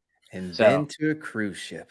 And then, don't get me started on that one. And I'm glad, Mark. Thank you, Mark, you to see. This is a great comment. I really miss Siskel and Ebert because even if you disagree with them, they were never shills. Yes, exactly. No, they never were. They were shills. I do give credit for them there. Even when I disagree with them on movies, I was like, okay, well, at least they're not just praising. They wouldn't work in this day and age. They would it wouldn't work today for them. No. I think it would because they had that they were at that position to where they could be honest about movies because they could not be ignored by the studios because they were so influential. You know what I mean? Like it wasn't them chasing after the studios. Like, come on, give me access. It was studios like, hey, what do you think about this? Yeah, you know they what I were mean? chasing after them. Yeah, not that's the, the difference. Oh, Yeah. The problem okay. isn't that the problem isn't that guys like that wouldn't be able to exist now. It's just that we don't have guys like that to keep the studios in check. Because studios don't need them now because they have the schmoes. Well, they also have Or, $100 million marketing Rotten department. Tomatoes and all that Twitter. other Like crap. Collider. Twitter. I know people don't believe, but Twitter really it's sad how influential, like for obviously never for better and always for the worse they are with movies. They'll be like, oh well, these people are talking about this and it's trending on Twitter, which basically they create those things into existence. And like look at like the best example of showing how you know that they create and manipulate these things into existence. Batwoman's ratings are disastrous and it's always trending. Superman Lois is drawing high hundreds of Not even thousands trending. to low millions and it's never trending. Yeah. What does that tell you? I read an interesting article today. It was about, is Venom 2 going to make the same mistakes that Venom did by underutilizing whoever the fuck that chick was in the first movie that I don't remember and don't care about? I forgot her name. But like, was there a chick in the first movie? Right? Yeah, there was. It was his girlfriend. The ex. His ex-girlfriend or whatever, right? The whole article is like, so many people are upset. Like, no, they're not. Yeah, who's upset? No, that's the thing. They create this argument of are people who they need to speak to them who don't exist. Thank you, Matt, for addressing that. They're like all these people are mad. It's just like who are mad? Who are these people that you keep making up? They amplify a minority, reinforce it with bot accounts, and at the same time suppress the majority opinion. Well, like now, like we're talking about like a Roger and Ebert or whatever, like they couldn't make it today because like the studios don't need them. Like exactly. You know what I mean? Like they wouldn't have access to see movies early, like the Smos over on Collider. Just as an example. Or Grace Randolph, right? So. Like but like so what I'm saying is you don't have Harloff, Harloff like I shield for them so much and they won't let me see the movie early. You know what I mean? You got people throwing fits because they didn't get early access this one time. Yeah. They're not going to waste their time on people that are going to judge them critically. Oh no, that's the reason why Disney goes to Grace, because Grace will shield for Disney anytime. Like literally. Well, it's all begging for validation. Yeah, that was a hypothetical name, Harlow. I don't know Harloff. I don't know if that's a real person or not. That would. I kind of figured you're going hypothetical. That's the reason why it kind of shocked me when she didn't shield for Masters of the Universe Revelation. She hated it. Like that's shocking. I didn't know. Yeah, I was shocked. I was like, "What is this? The Grace we know that shields for Disney?" I'm not even sure if like Clyde is still a thing. I like how you're trying to hover your head above the article. I didn't know if y'all could hear me. It's okay. No, I want to highlight this again. So, Sam, I know we addressed this earlier where he wrote 98.9%. I don't know if we addressed it by percentage, but I did. Oh yeah, he did a rewrite. It's a really specific number. Well, yeah, it's a very specific number, right? Yeah. Very interesting fact there. Oh, we got the Dix division representing Bruce Lombardo of the Dix. What's up, man? Grace Randolph does. I'll let the boys have this one. The basketball. I agree. Looked great, but I found it a bit underwhelming. Well, sometimes that's just how the cookie crumbles. What's up, Bruce? What looked great? What was underwhelming? Amazing mommy milkers. I don't know what he's talking about. I don't know. I have no idea. I never knew Whedon helped with speed. He did a great job. Well, commenting, yes, he killed it with this one. He knocked it out of the park. They were not interested in it before he came on and punched up the dialogue and all that. But but don't let that take away from Yost, whatever his name is, the writer. He has written some big things. In fact, he did the screenplay for The Last Castle, which was That was a directed good by- movie with Robert Redford. Yep. And it was directed by Rod Laurie, who I got to talk to. Real cool guy. He did The Outpost, and so he did the screenplay for The Last Castle. And it gets all kinds of things too. I think he worked on Justified. He worked a lot of HBO stuff, like The Pacific. I think he wrote a couple over there. Like he did a lot. What's up, Soul Assassin? No, you're good. Tony Soprano also in The Last Castle? Yes, he is. Man, Mad coming out with the knowledge here. I love it. I love having you on here. This is great. So, pop quiz hot shot. The freeway scenes were shot on a real unfinished highway. The Century Freeway wasn't open until October '93, a few days after the filming ended.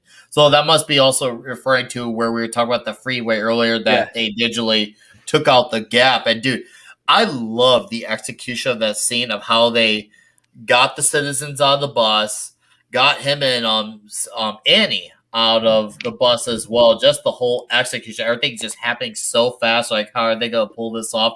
They set up where they did the still with the videos that everyone to look at the camera. And luckily, Howard just happened to be like maybe using the bathroom or something at that point in time. And he comes back, and he thinks it's just normal footage, so he has no idea that he's going to get a rude awakening. The purse. By the way, why are you being dumb? He told you, like, not to do anything. You know what I mean? Yeah, he did say don't do anything smart. Don't do anything smart. I think don't attempt to grow a brain. Yeah, don't attempt to grow a brain. Wait, no, Keanu. Like he told them, okay, everybody, listen. Don't you just be still, okay? Don't do it because, like, he explains to them, like, like don't do anything because the shit's gonna. And she's like, drop the purse, or like, oh, I'm just a woman, I can't listen, and like picks it up. I don't know if that was the dialogue. I don't remember, but. It just like ruins the whole thing and doesn't even bother telling anyone. Yeah. Like, my God, lady, come on. The part that really kind of didn't work for me was at the very end as Keanu and Sandra Bullock are leaving the bus and he sets up this like intricate system with this rope. He pulls up a massive panel from the floor of the bus, and like if that was that, why wouldn't you have used that the entire time? Why were you going through these tiny holes? And they lay down on this panel, they get off the bus, and they cut to a scene. You can clearly see this thing is on rollers. Yeah, like why would there be rollers on the bottom floor of this bus? Door. I don't plot get it. armor. In case the wheels come off. Look, you're not gonna find holes in this movie, guy. Like there's reasons why there's wheels on it. By the way, this came out like right after the whole OJ thing happened. Yeah. And people were like, "Oh, wow, I think we've seen some of this before." Because it was after the chase, Yeah. Oh my God. It was eerily familiar. Is that going after that Bronco later there? Like, I think in the movie, didn't he drive an old Bronco? Yeah, he did. Jack to the bus. Yeah, Jack drove a Bronco. I can't remember what he drove early on. It was a brown one, I think. And he stole that before he stole the guy's car, or before he commandeered the car on the freeway. Man, OJ and his brother or cousin, whatever, I've never seen a vehicle ruined. Maybe the DeLorean. But other than DeLorean, like the Bronco was ruined with just like a couple guys. One thing that happened at a very low speed, and they ain't made a Bronco since.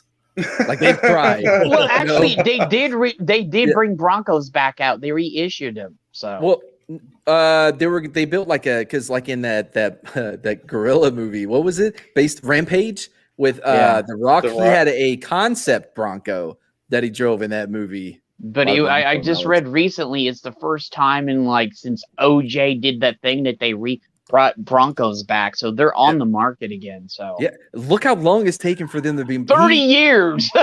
Ruined Broncos. My dad had a Bronco. It was blue. Yeah. But like he had to get rid of it quick because of the OJ jokes, Yeah, nobody wanted to have a Bronco after OJ ruined it. I mean, that's impressive, but it still doesn't top the guy back in the 40s that stopped an entire mustache. Oh, Jesus. I don't even know. No, because MJ brought that shit back. Yeah. All right.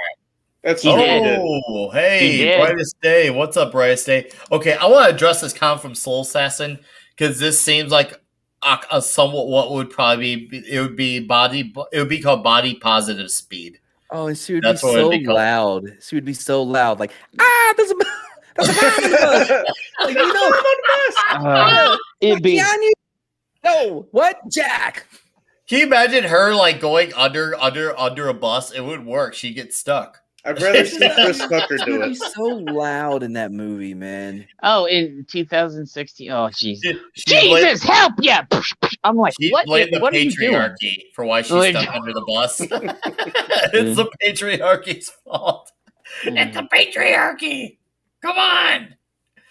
And she would be smart to deal with the watch and all that stuff. Unless they did an animated version. If it was an animated version, then they would the gender swap, and it would still be based on like Arnold, like the body.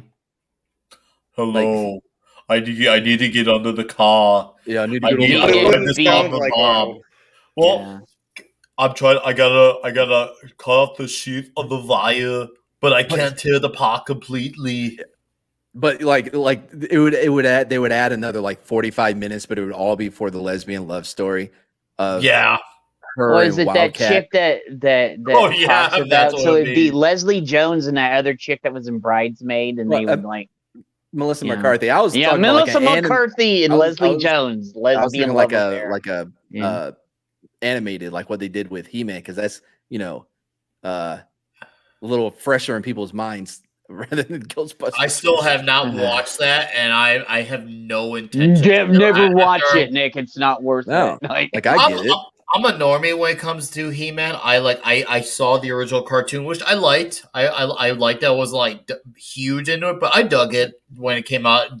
When I saw God early to mid '90s, I thought it was cool, but I just Wait. kind of never went beyond it. Did you say So that when you saw God in the 90s? Everybody else caught that, right? Yeah, I Yeah. heard that. Maybe that's how it sounded. But I said I saw the original cartoon, and I thought it was good. I okay, caught it Kevin early Smith, 90s. 1981. No, hold on. Hold on. No, I need clarification on this whole he saw I saw God no in God. 90s. I saw no God in '94. I- Was he just one of us? Like a Wait, slob? did he tell Like you one to of lie? us? And now that you're caught, you have to pretend like you didn't say that. No, Oh, Nick, was he a slob like one of us? Come on. I have no. I mean, what if God was just one of us? What if God? It would be Alanis was Morissette, one though, of you know. us? That wasn't her. She didn't sing that song. No. God. She was too I busy know with I a was peace screwing sign with you. in her hand. This I have not seen. I've not seen. It's I good. haven't seen it. I have not seen it. But Nah, according like- to Soul Assassin, this is what God wore. Jinko. No. Ed- God did not elephants wear or- Jinko I jeans. thought he wore Jinko and Fubu. Forgot about Or Jinko and Jinko. Fubu. That's Remember propaganda. Jinko and Fubu? It's With the bog like one of us. Hell, those stuff. No, like believe it or not, Jesus was like really popular. Like, you know what I mean? well, he most of the- could make most of water the into time. wine, so yeah, you know. By the way, that's actually one of my favorite Oh, stories no, wait. in the Bible. He's also very politically incorrect. If you look at it. Well, why do you have so many pictures of me? Dude, he didn't put Jed's dad right there, too, dude. Yeah, like did you hear me earlier? Who the fuck is Jed? No, well, the whole water and wine thing, it wasn't like, to save anybody. They were at a wedding chilling. Yeah. Oh, I don't think they were invited to the wedding originally, but they all go, him and his crew, his posse, and they run out of wine. He's like, oh, we're going to keep this shit going.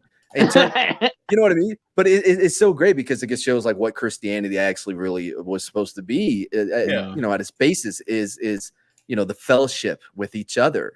And he wasn't there giving a sermon. Why? No, he was just My like, God. give me some water. I'll tap that. It's wine, brother. Like, Oh, my Trying to God. share the good news with you guys. yeah. He's trying to share good news at the White House, just ruining it for him. Can we get back can we get back to Nick seeing God in the 90s? He has yet to explain what he actually I said. want to know about that too, Nick. I saw pizza, That is A not pizza what God? you said. and it was good. and it was great, and I've been with since. If I was subscribed to you, I would go and watch this later. I'm subscribed. Have you seen my pants? Is that whole mud butt clip I hear Wes Yeah. Beatty's talking about? Oh, that's a Oh, different God. one. That's from way further back. Have you Damn wiped my it. bum? Like, Oh, anyways, let's come back to speed. Speed. Yeah, We we had took a a topic. detour for the last yeah, 10 minutes. something that Biden knows about. Speed. So, What anyways, a journey from speed to God rocking Jinko jeans in the I 90s. know, right? That it was a Sounds good like the detour. 90s to me. Yeah, it really that- was the 90s. That is Speed not a was- trip many people will take. Like, Oh that no, is- Bugle Boy jeans, man. What up? What? Well, yeah, if you're a gross poor person, maybe. My God would be in Tommy Hilfiger with Doc Martens. Oh yeah, Doc Martens are freaking awesome. yeah. I have like Oh, two yeah, dude. pairs and all. Oh, I had the peanut ones. I had like the whatever the other ones with the long, not the shortcut, like the Uh-huh. yeah.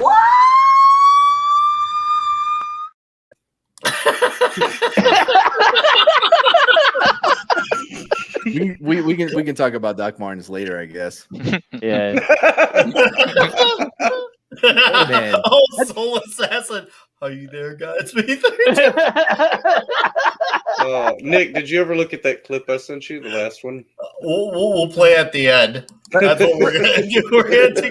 We're just gonna take a leap of faith and play at the end. Last thing, right? I think the Yeah. first shot in this war from intersectionality, intersectionality, like lesbians, was Doc Martens. They took that from us, and Yeah, dude, that is where I this was all so started. pissed. That's my opinion!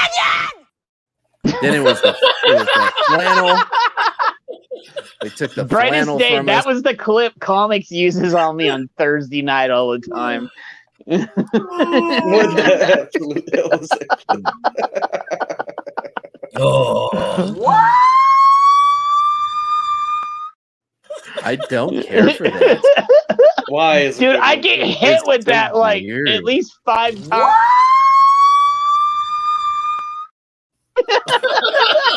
It's too It's real. the eyebrows. I guess, like, look at the jaw. It has like that meth head movement, like, you know.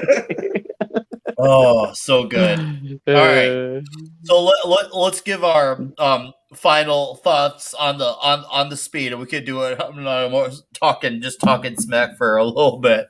So we were at. I said it was around 97. Jed, where would you score this movie at? Especially, we saw this movie have the subway, have the crash landing, literally went uphill. So we had a great third act. You had the final showdown.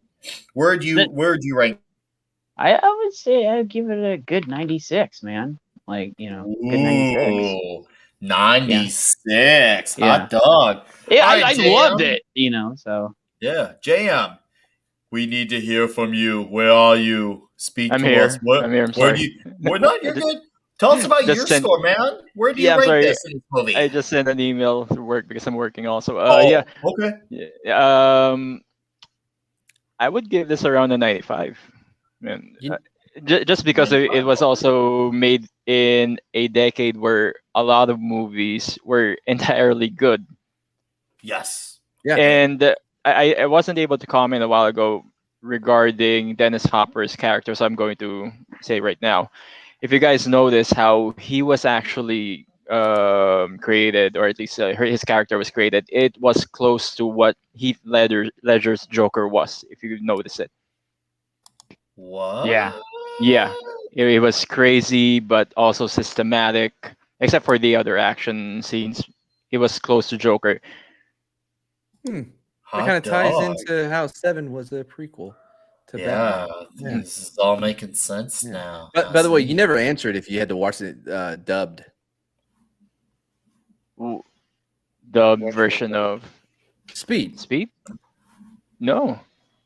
No, he did not. No. There you go. He didn't No, have. we don't Yeah. need to watch the dub version of Speed. I mean, locally we do have local dubs for this, and That's it sounds what. ridiculous. But when we watch the original, it's far better. Yeah, I hate Nice. reading too, but like when I watch like the raid or whatever, like Yeah, we luckily- know Yeah, you yeah. guys like, hey, Brokeback Mountain. Oh, let's give it a try. It I depends. didn't- dude, it was just in a plastic sheet, right?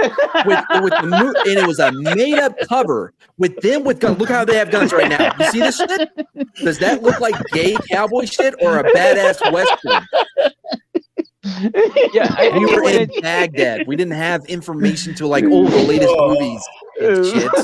I think when it comes to subtitles and dubs, it really depends on what the movie is. If you're going to watch something like the Raid Redemption, it Hell would yeah. be better watching it as its original and then Yeah, with reading through the subtitles because it gives you the exact emotional feel what the characters are going through. Well, and they don't talk that much. You know what I mean? Yeah, they don't talk that much. And It's not dialogue heavy. I think Matt and I would actually recommend it for also another Toxic Tuesday on Raid because both of those films were excellent. Oh, All dude! right. And the second one, by the way, the story gets very is far Very more dark. complicated too. Like Yeah. there's a lot more happening, but, But it still holds up. Yeah, but I love the first one more than yeah. the second one for some reason. I'm with you. I would hope we're on the same page with that one because seriously, Mhm. that second movie, I didn't even finish that second movie. Like, Oh God, yeah, Really? it was Oh, bad. No, no. the second movie was still good for the most didn't part. really I hate like the it. I hate It the just kind of- ending. I It's didn't hate it. sequel bait Go in the ending because the Japanese what do you call this? The Japanese Oh. triad something or Yakuza's Mhm. came in. Yeah. And then where there were no dialogues whatsoever. But if you read his voice there, or at least his lips, he said, "I don't want it anymore." I like the second one a lot too. I mean, it just I think the reason why a lot of people probably were turned off is because it is a lot more complicated of a story. Because the raid was so simple in what it was, you know what I mean? Just going floor to floor and trying to survive, and it gets like a lot like Dread, the Judge Dredd movie. Yeah. Yeah, Now, Dread, I do love with Carl Urban. I do love the that raid is movie. better.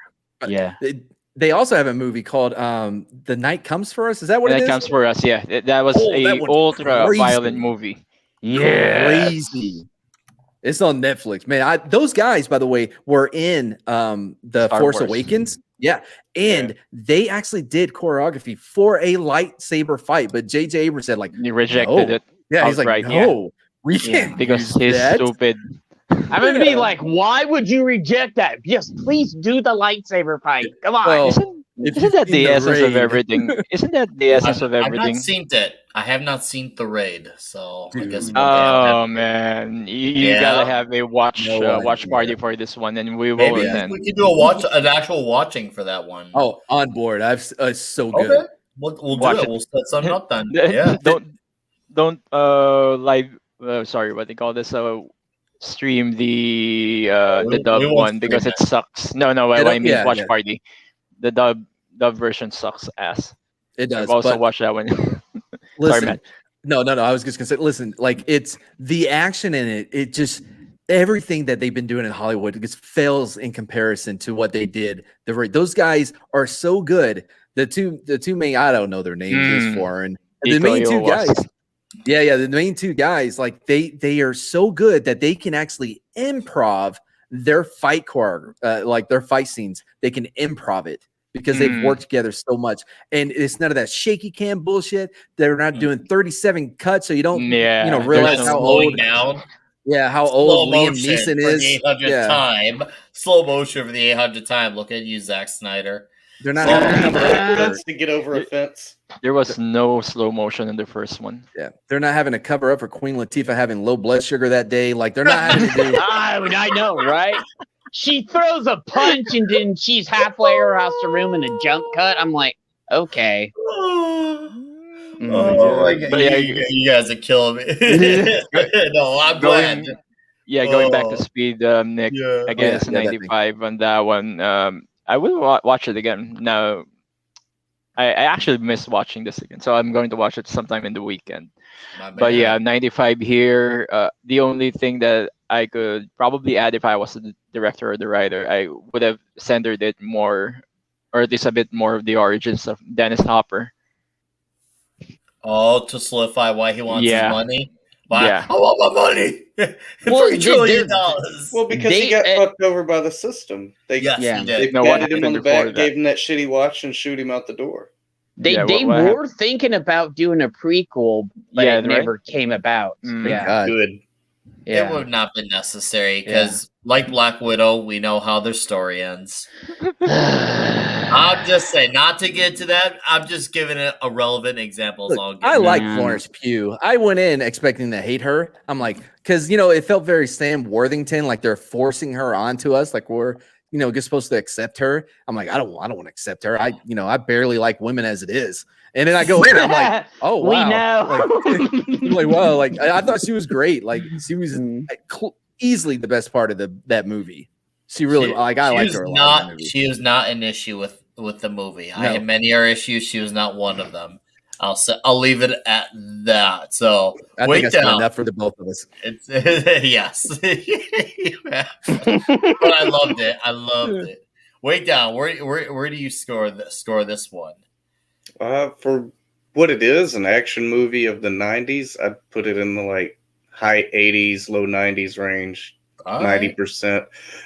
For overall, compared to like every movie ever made, it's more like a 70%.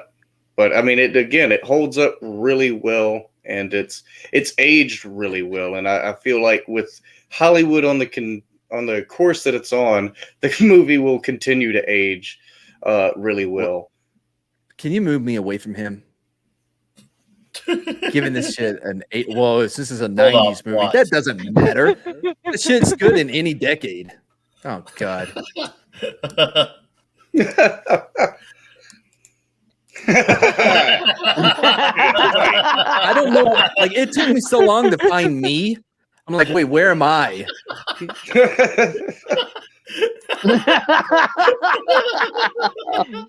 I had to. All right, man. So go ahead and give us your final review and score. What you like, what you could have made different. Let's hear the Man Mardigan take.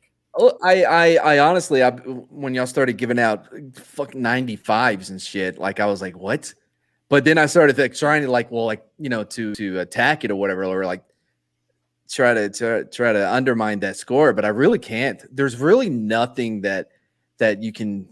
There's little things, you know what I mean, continuity wise, and like some of it may not make sense or whatever. Ooh, wheels here, wheels there, whatever, right? But like it is such a great, like the pacing of it is so good, and there's no like lulls, you know what I mean? But it's not action all the time. Like there's so much development that happens with the characters in such little time with everything blowing up and shit. It just makes you wonder what the hell they're doing today. Like they have like 4 hours and you don't know shit about the characters. And you know somehow what I mean? you're invested in them. And Dennis Hopper played a great villain. Yes, he did. Yeah. Yeah, like, he did. He's awesome. I watched Infinite not that long ago with Maki Mock, right? Uh-huh. I know less now than I did before I watched it about the movie. Like I seriously, it made no like it was 2 hours, and I swear to Christ, like I don't know who any of these people are, why they're doing anything, what's happening, who comes back to what. It made no sense. And it was so much money. They spent so much money on that shit. And it was just dumb. And it's not just that one. There's so many movies like that. And there's very few guys that, fuck it. There's very few guys out there that are making quality movies. Like I bring him up all the time. I never remember his name, but Craig C. Zoller. He did Bone Tomahawk, Dragged Across Concrete, Brawl and Cell Block 99. His movies are unique and they're special and they stand out because of the garbage that is out there. Also, Benny Loves You. Fantastic movie. All right. Well, did I give my score yet? You did Yeah. not. All right. You kind of gave, you were talking about how you would rate it high, but you didn't give like Yeah. a general number. A 9.4, which That's high. I did give a Faithful Findings a 9.5. So if that tells you where it's at for me. All right, I like it. Yeah, no, Why did you commit I like it. suicide? Why? Sorry. There's like Oh, 3 people no, that got that. Have you it's all seen good. Faithful Findings, by the way, Nick? I have Oh not. my God. You don't know what you're missing. I don't. You're right. No. I don't. Yeah, literally, I don't. I don't It's- know what I'm missing. That's it's literally so- true. No, Yeah. Darius, I rated it lower than Neil Breen film, and we're doing more of his, by the way. We're gonna do his whole trilogy. Eric, to answer that question, I see that. Right now, my whole gist is for the summer is to do 80s, 90s action movies. I do want to maybe down the line get into maybe like a Clint Eastwood phase, and this will, if I do, if should I get the time to do that, this will definitely be one of them. Why? I like. I that one. don't remember it being memorable at all. Get off Like, my lawn. that's all. That's it. That and there was a car, right? Like I keep telling myself, like I should go back and watch it again. You know what I mean? Like, doesn't it cost somebody a zip? But I guess I'm not motivated. I would rather go back and watch. Oh man, I guess I forgot the movie. It's like his best movie ever. Heartbreak Directed Ridge? it. No. His best. Dirty movie ever. Harry. Good, No, the it's bad, best and the movie. ugly. No, his best. best movie. What is Unforgiven. Unforgiven. Jesus. Oh, Shot in the Eye in Detroit. Oh, see, I've not seen Unforgiven. it. I've not seen it. What? Unforgiven? I've not seen it. What? Yeah, I've Yeah. seen all the Dirty Harrys. I've seen Heartbreak Ridge. Of course, I've seen Gran Turismo, but I've not seen The Unforgiven. Yeah. Unforgiven. Firefox. Firefox is a great film. Firefox. It's a Clint Eastwood movie about a. Yeah, What about is. Space Cowboys? plane. Why don't we go there? I like Space Cowboys. I like the soundtrack in sync. They hold up. No, look, No Strings Attached was a damn good album. And Justin Timberlake has been making like grown folk music for a long time, even before 20. I mean, on that Future Love like sound like album, he was doing shit with 3-6 Mafia, man. Come on, he's Memphis. That's Mr. JT. Oh, Mr. Jake D. I hadn't seen that man in a while. I miss Jake D. You guys No, watch JT. High Plains Drifter? Of I course. have not. Yeah, it's awesome. All right. Well, Hang 'em high. Hang 'em high. Yeah. I've not seen the hangings of the highs and sinking is trash.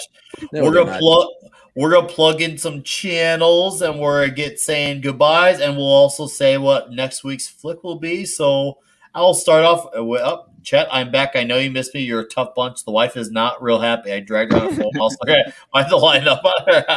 May the force be with you, Thomas. May the force be with you. Oh boy. I thought it was because of me. I thought the wife was mad because of the, some of my All the woman comments could hate. be taken out of context, and sound real bad. Yeah. Mhm. All right. I'm gonna have our newcomer here, Mr. Stay at Home Podcast. Why don't you plug in your channel? What do you got coming up? Wasn't even here the whole time. Yeah. Yeah, you could look up Stay at Home Podcast here on either in Facebook or on YouTube. Usually my interviews are with local musicians and also artists, just talking about life in general and also music, how they've progressed as artists.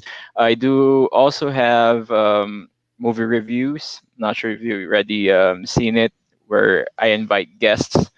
I think I have one on Sunday, and it's featuring Sam Neill into The Mouth of Madness. So yeah, if you guys haven't checked it out, I might invite you guys also sometime in the future. Oh, for Yeah, sure. I'd love Yeah, to. yeah. I Thanks don't so know much, if you guys. noticed this, but I do Yeah. not mind talking. Yeah. Yeah, Yeah. yeah, and Yeah. also like, dude, And I do that too a lot too. So Oh Yeah. man, my face hurts. I love it. yeah. No. Thank you so much, Nick, also for inviting me here. Oh, It's been a yeah, good of experience. I'm sorry I wasn't able to talk much because It's of work. okay. It's okay. I appreciate the contribution. Yeah, I we do. picked up I do that thank slack. you. Yeah, we picked up the slack. All right. And our amazing video clipper, and he has got a great channel, and he has a face that you just can't turn away from, even though he turned away from it himself. He is the Wake Down. That's what they call me. I blocked it with a window immediately. That's fair. I would just minimize it. I do all kinds of YouTube stuff. I make videos and I do live streams and game streams and I tell everybody, start with the playlist labeled comedy. If you don't find anything there you like, you're probably not going to like the channel. But yeah, check it out. All right, the man had spoken. And, of course, our man who loves talking of Mad Barber Entertainment. Yeah, no, I'm not going to promote it because apparently YouTube will not let people subscribe to my channel. We talked about this earlier. I've been on these big, with big people. That comic book guy that owned the comic book shop or whatever. I was with him, and Scott's like, "Oh, dude, I got 60 new subscribers. I got one." So it's not me. I'm adorable and I am charming as shit. So it has to be YouTube. Why people aren't allowed to subscribe to me? That's just a fact. That's science. But anyway, that's about it. Welcome to the side of YouTube where we live when you're on a blacklist. So all right, Jed. Yeah. Tell me more about this comic book guy. Gary. Something. Look on my channel. I don't talk about the government, proteins in your cereal or whatever the fuck you earlier.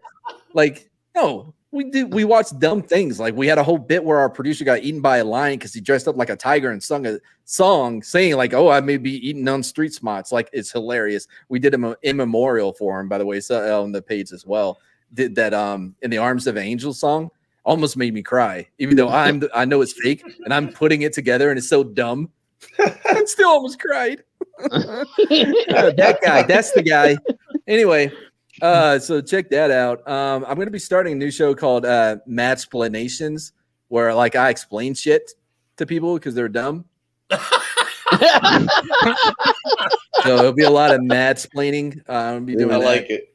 We're going to be doing fantasy football. Glorious. Later this month. Half the people that are playing are British, so that's going to be interesting. We're doing football, American football. So it should be as about as well produced as anything else on our channel. So that's it. Every Wednesday and Saturday, 3 p.m. Glorious. Just glorious. Oh, yes. All right. We're watching Captain America right now. Sorry. The 1990s Captain America. That's what we're watching. We watched the first 30 minutes of it. We may skip it because now I have some more Neil Bren movies. Oh, but, glorious. I love it. That's it. All right, Jed. What do you got in the next few days? Oh, wait, before Jed says anything, hold on, this is important. I kind of feel like we got cheated because we didn't get a Jed, a childhood story. That is the best part of the stream. Literally nothing happened that night. I just went to a movie and then went back home. It was weird. Well, then what happened the night after that? You couldn't have gone that long without tragedy. It was a weird night for me because my dad came home and he just... Was he sober? Yeah, but it was there. Really, nothing bad happened. Was he sober? Oh yeah, he just fell asleep because he worked 3 jobs at the time. So Cool. All the messed up, some messed up stuff, but that day nothing bad happened that day. It was a boring day. I was like, why? Come on. Why? I was even to myself, I was like, why is today boring? Nothing's happening to me. Some shit usually happens to me every single day. I'm sorry. Is this on? Just go move a week ahead and tell us a story. There had to be something. I think Matt's waiting for a Batman Origins type of Yeah. What was the final breaking point for you psychologically? His face hurts. Well, I didn't break down until I was older, so All right, Jed. Before 2022, let's plug in your channel. Yeah. We might see us. Me and Mark probably go play Fortnite after this, and then after Fortnite, I'll go over the Wake Downs channel and kick it with him. So that's what we're gonna do for tonight. Don't forget, on Thursday we're gonna have the Global Geek Gang, and then in the morning, and then at night there is the Thursday night throwdown with comics, Drew, and Culture, and whoever else comes on there. Tom comes on there too, and then on Sunday, I don't know if the Cotton Connection will be back soon. So I'm like, but on Sunday we are.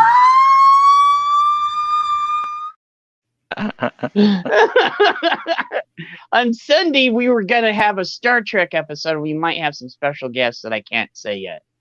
So, all right, cool. We're talking probably about classic Trek, not even the other stuff. So the JJ ones? No. Oh, don't even start. Don't even start. All right. I like the first two. Like those are my Star Trek. How much more time you got, Nick? I don't know. I may have opened a. It's okay. If I didn't have to be up at 5 a.m., I would love to go. I'd like to talk more, but unfortunately, about J.J. Abrams. I'd say let's talk J.J. Trek, but I've been up since 4:30, and somehow I'm alive. But no, this has been absolutely fun, and I was like thinking we'll probably only do an hour and a half tonight. We end up doing almost 2 hours. Totally worth it, by the way. Thank you. Yes, Brett Cohen, I had tons of fun. Mad, as usual, absolutely slayed on here. Well, what as Mark said, it's for the next film. week, the next movie for next week's Toxic Tuesday is The Rock. Oh, yeah. Hell I love that movie. Let's go. Yeah.